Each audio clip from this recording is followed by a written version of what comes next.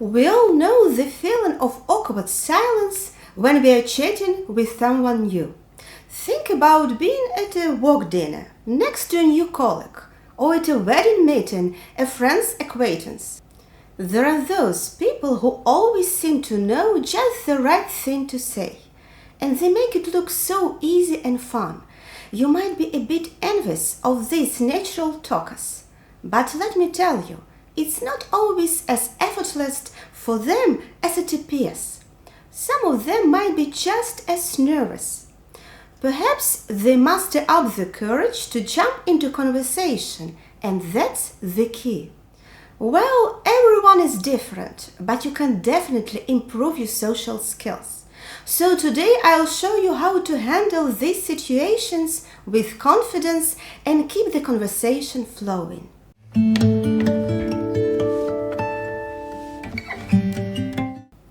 Each of us has our own unique way of communicating. Some find it easy to chat with others, especially if they are outgoing. But some who might be a bit shy or introverted find it hard. Most people fall somewhere in between in the introvert-extrovert spectrum. But everyone feels a bit uncomfortable in social situations sometimes. So let's look at the first tip for smoother communication. It's important to want to connect with someone. Most of this happens without words, like with body signals. Try making eye contact and sense if they're open to chat.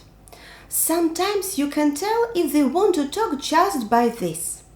It's okay if they don't want to chat, just move on, since many people do like a good conversation. Stand in a way that both of you have space and feel comfortable. What should you talk about when meeting someone? Pick a light topic that you both can relate to. Are you at an event? Ask what they think of it. Talking about the weather, traffic, or public transportation is always a safe bet. You can tell by looking if someone feels uneasy. Some folks like deep discussions about politics, faith, or personal topics. Others prefer easy breezy chit-chat. Get good at understanding how your words affect them by watching their reactions and body language.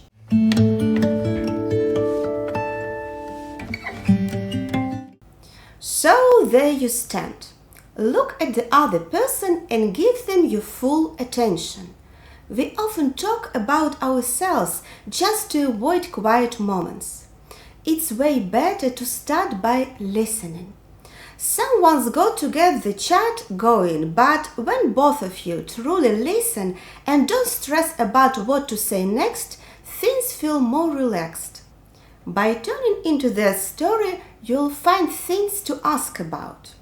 When nervous, we tend to focus too much on our own thoughts. What they thinking about me? How do I look? Did I say something wrong?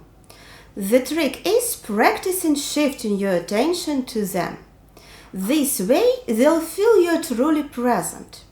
Being genuinely curious can make a big difference.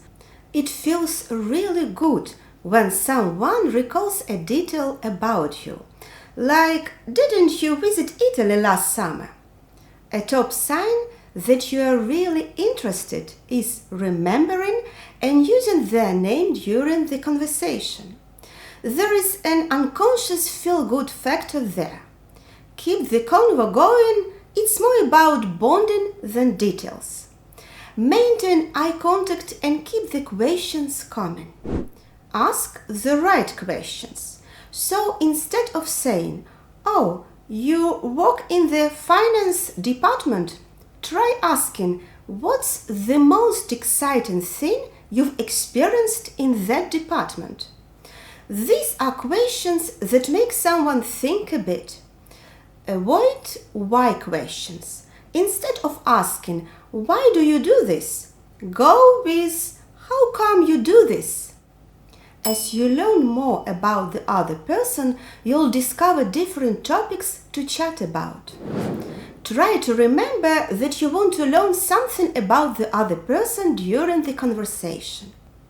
Someone you've never met before might have been to places or done things you haven't. People will be happy to tell you about those experiences if you show interest. Every now and then, rephrase what you heard or at least what you think you heard. For instance, I started hiking because it gave me a sense of adventure. You could respond with, so you took up hiking because you felt it brought excitement into your life. This shows that you've been listening during conversation and gives your conversation partner a chance to clarify or correct something if you didn't quite understand it.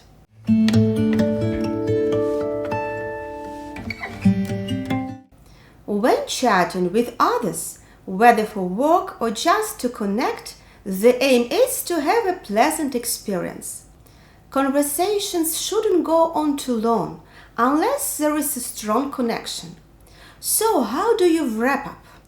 Even if you're bored, it's classy to end with kind words. Try to finish the conversation like you started, with a smile and a handshake. Tell them you're wrapping up and give a genuine reason based on where you are. Finish with kind words like, I enjoy talking and hearing about your new job. Or I am going to go mingle, but before I go, can I ask one thing? A smooth way to end is by including others into the chat. Then excusing yourself. This is a graceful way to step out. For instance, you might say, have you met Anna? She also have an interest in Italy. I'll leave you two to chat. I have to catch up with someone else.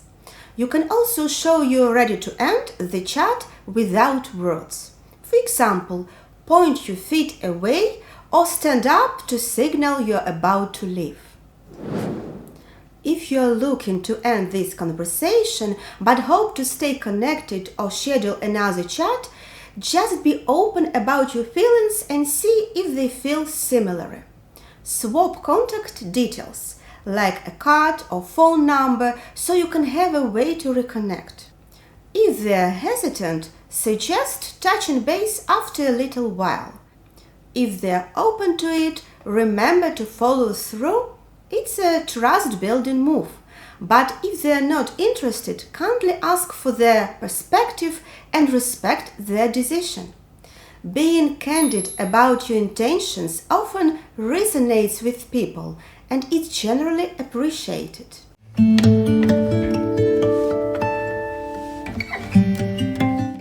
Research indicates that many people attribute personal traits to others, assuming that they're the same as themselves.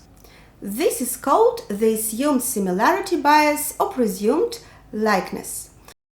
Don't assume that people are the same as you and be open to different views and opinions during the conversation. Learn to sense when not to start with small talk.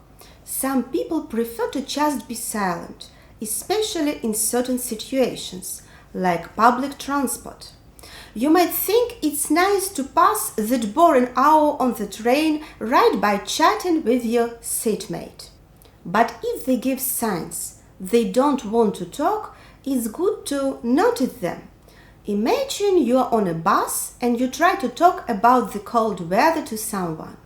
They smile a little and wear headphones. That means they probably don't want to chat.